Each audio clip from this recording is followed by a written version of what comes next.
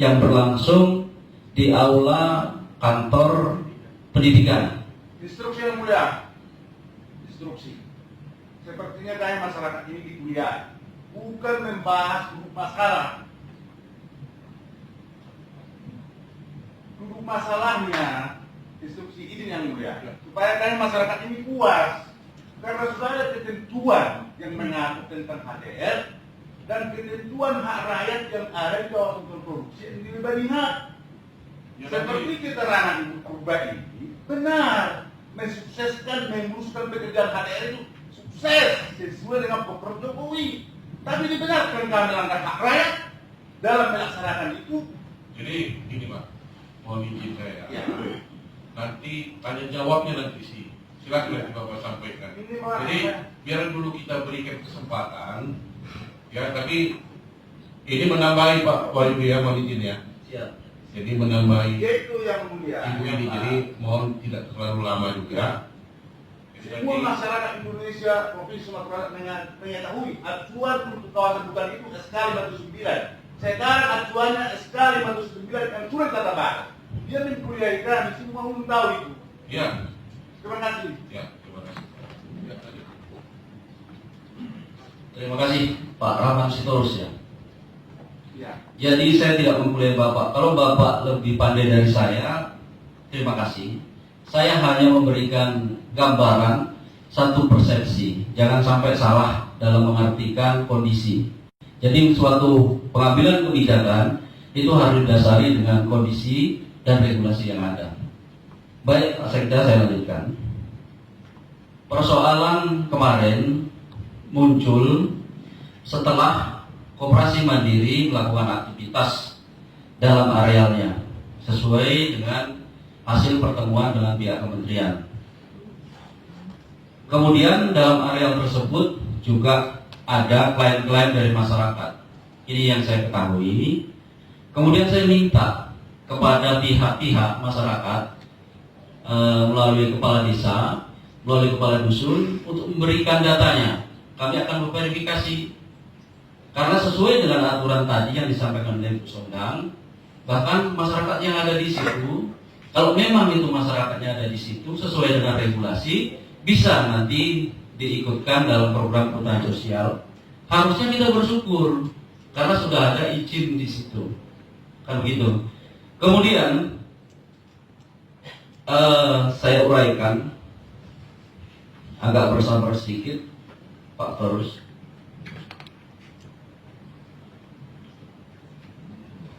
Pada tanggal 2 November 2019 terjadi konflik berupa ini konflik antara pihak Koperasi Mandiri dengan pihak kelompok masyarakat tentang masalah penggarapan di situ. Kemudian tanggal 3 November 2019 kita berupaya dengan Bapak Kapolres dalam hal ini bertempat di Polsek Waluledong.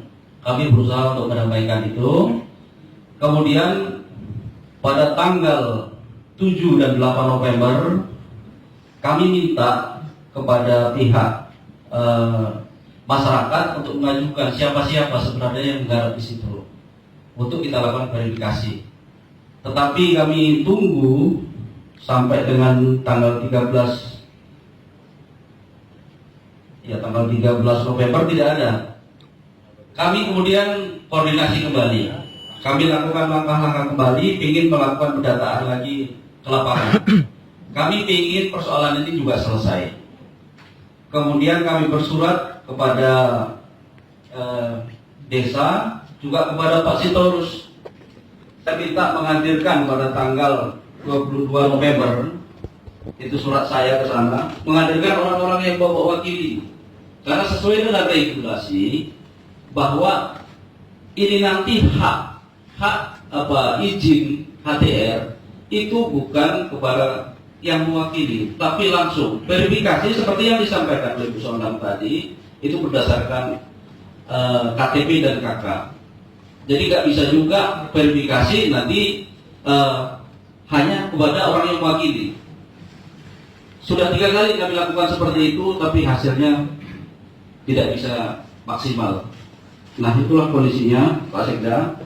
Sehingga pada saat ini juga kami tidak tahu siapa sebenarnya masyarakat yang di dalam itu yang diwakili oleh Pak Sitorus.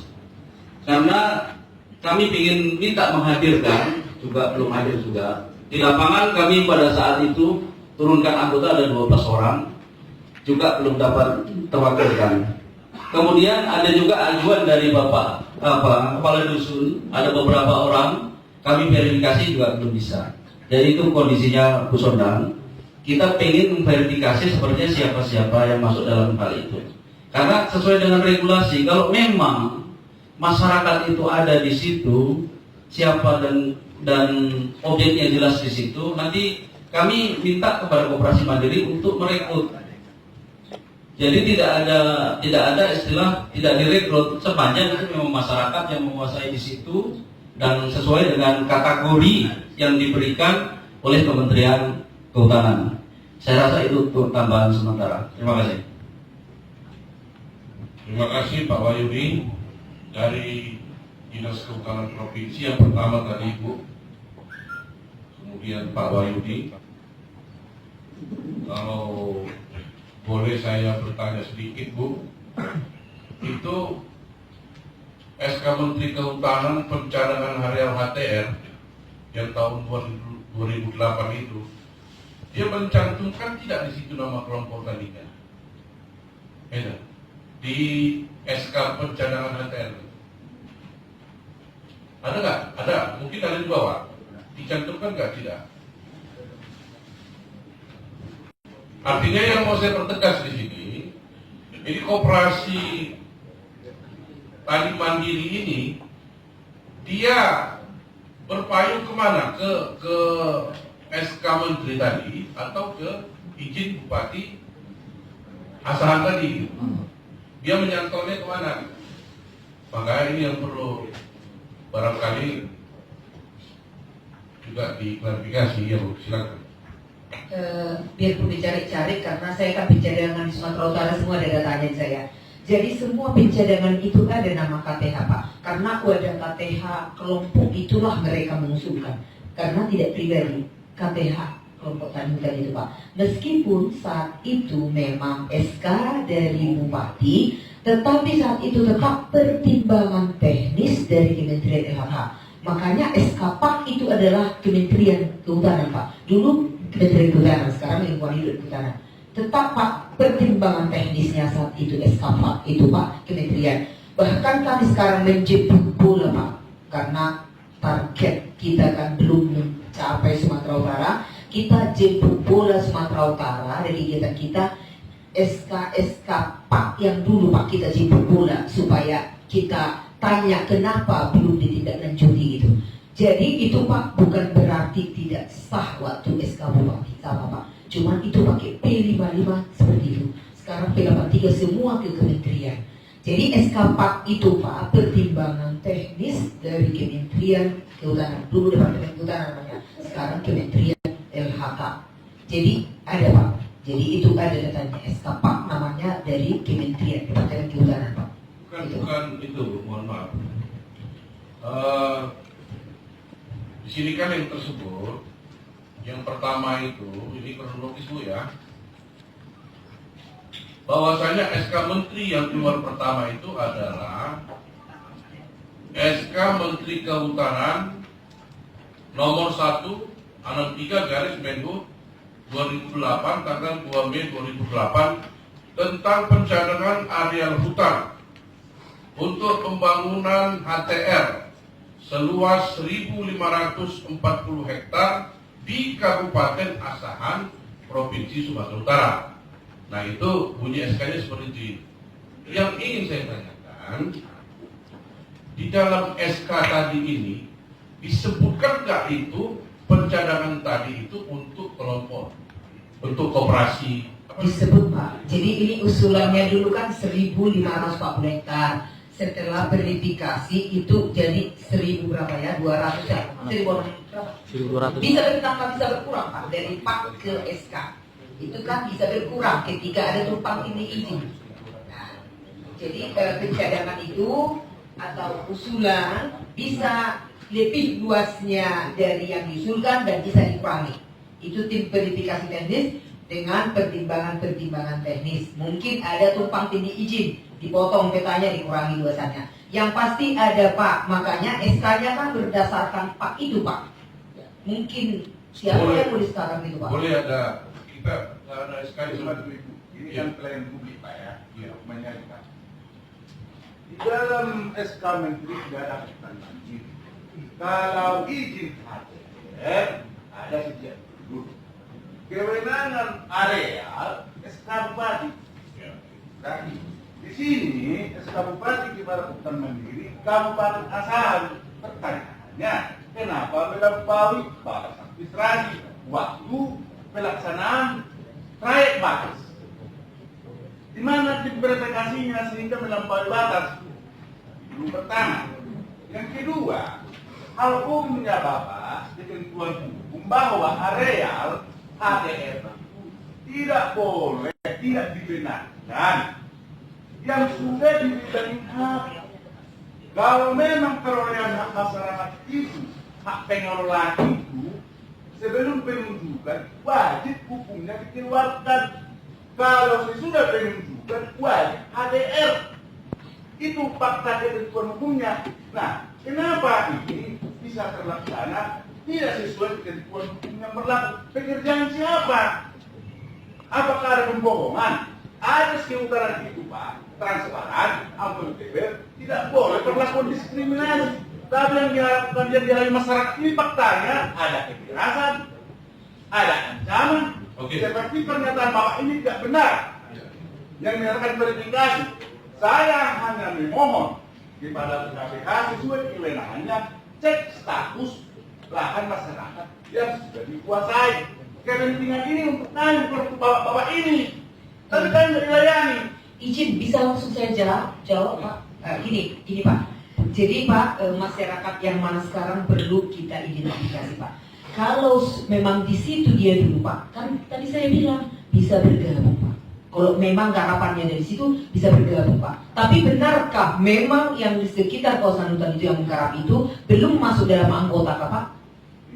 Tidak ada acuan setiap masyarakat atau orang yang sudah terlanjur ya menduduki wajib masuk. Oke, kalau situ itu sah-sah saja. Udah, tapi tidak bolehlah rakyat yang sudah punya hak dipaksakan dan tidak dibenarkan di negara ini kekerasan dalam bentuk apapun. Tapi yang terjadi kami alami tidak ada perlindungan, ada pembiaran. Kami sudah laporkan, kami sudah adukan, tidak ada proses. Semuanya manajemen mekanismenya benar, tapi kami sampai sekarang tidak mendapat kepastian hukum akan hal itu. Terima kasih. Kalau dia menggarap di dalam Pak, tapi tidak masuk anggota, silakan bergabung Pak. Masyarakat di situ Pak bergabung. Tidak ada acuan Bu. Kan saya sudah katakan Pak, yang berhak ada dua Pak, BPN dan Kementerian Kehutanan. Itu peraturan di negara kita ini. Satu yang maaf Pak, izin Pak, kita agak ini sopan santunnya Pak. Kayak manapun saya bekerja Pak, itu semua ada regulasi aturan Pak. Kita bukan emosi cari jalan keluar. Setelah kita pertemuan ini ada outputnya Pak, ada hasilnya. Udah saya bilang tidak masalah besar masalah kali ini. Tapi juga satu sama lain Pak. Dikasih ini jalan tidak. Bagaimana mau menyelesaikan? Kita aja pun kurang sopan santun, adu mulut gitu Pak. Coba nanti ini kan diakomodir, didengar dulu Pak. Nanti akan saya sampaikan Pak. Saya pun dipanggil nanti ini apa hasilnya Pak. Jadi maksudnya saya pertanyaan sederhana Pak. Apakah Bapak termasuk penggarap di area tersebut? Ya. Enggak. Apakah Bapak masuk ke anggotaannya ke HTR tersebut? Ya. Silakan. Pernahkah Bapak meminta ke ketua dari HTR Bali Mandiri itu Bapak mau bergabung di dalamnya? Bapak tidak pernah. Wah, sebaiknya Bapak bergabung. Kalau masih bisa Pak dirubah anggotanya, ditambahin, masih bisa anggotanya supaya masuk Pak. Jadi orang yang terlanjur yang menggarap sekitar kawasan hutan kan, yang memegang izin itu memang mereka Pak, sudah resmi. Jadi bisa Bapak bergabung Pak. Bisa Bapak bergabung Pak. Memang dikatakan. Kalau perolehan hak sebelum penunjukan keluarga sudah penunjukan memang wajib Bu. HTR wajib. Kalau Ibu nggak mungkin saya mendikte, tapi itu ketentuannya sebelum penunjukan Undang-undangnya jelas. Wajib keluar. Kalau sesudah pendudukan, oleh pendudukan, wajib KTR. Izin Pak Sekda, inilah yang saya bilang tadi. Kita perlu persepsi dulu.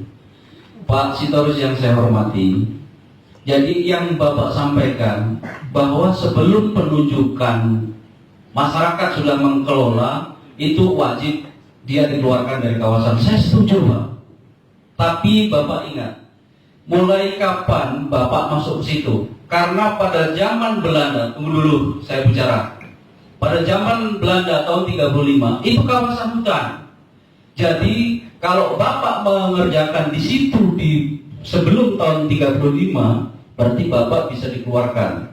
Tapi kalau Bapak mengerjakan di atas itu nggak bisa Pak. Wajib Bapak mengikuti perhutanan sosial. Kalau tidak, nanti berlaku Undang-Undang Nomor 18. Jadi tidak lagi nggak mengikuti perhutanan sosial. Ya gini Pak. Jadi sekarang ini kebijakan pemerintah ini dua terhadap masalah keterlanjuran. Pertama, persuasif. Kita melakukan sosialisasi. Kita ajak masyarakat yang sudah terlanjur menggarap, kita rangkul untuk ikut perhutanan sosial.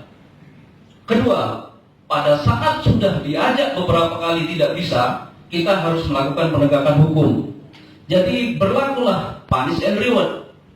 Bagaimana seseorang yang mengikuti peraturan tidak kita kasih reward, tetapi bagaimana dengan yang jogal, yang tidak mengikuti peraturan, harus ditegakkan. Jadi pemerintah fungsinya itu. Pada saat seseorang mengikuti, kami kasih bantuan Pak. Perlu saya sampaikan di sini. Untuk wilayah KPH 3 itu tahun 2019 bantuan dari kementerian yang paling banyak di wilayah Sumatera, bukan Sumatera Utara, Sumatera. Bisa dicek itu ke kementerian. Artinya program perhutanan sosial yang ada di wilayah KPH 3 itu diakui oleh Kementerian Kehutanan.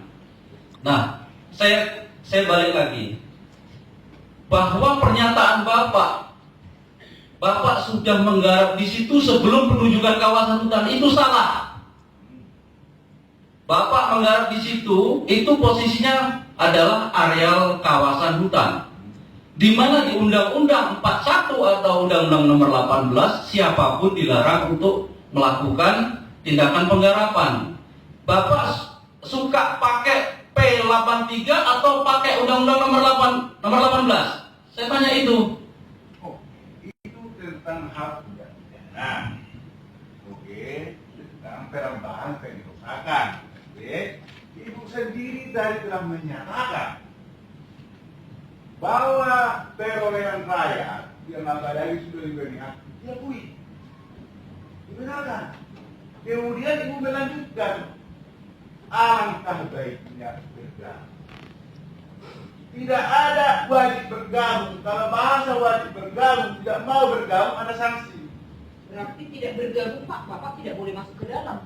Karena yang memegang izin itu sudah resmi Pak. Oke, sesuai surat bupati lalu, bahwa tanah itu telah diusulkan dan rekomendasi bupati lalu juga sudah ada. Dengan adanya tidak pernah dibenarkan penduduk yang baru, izin yang baru, penangkapan, mengganggu. Jadi apakah dengan ketentuan ini yang berlaku? Seolah-olah kita ini sudah membenarkan diri sendiri.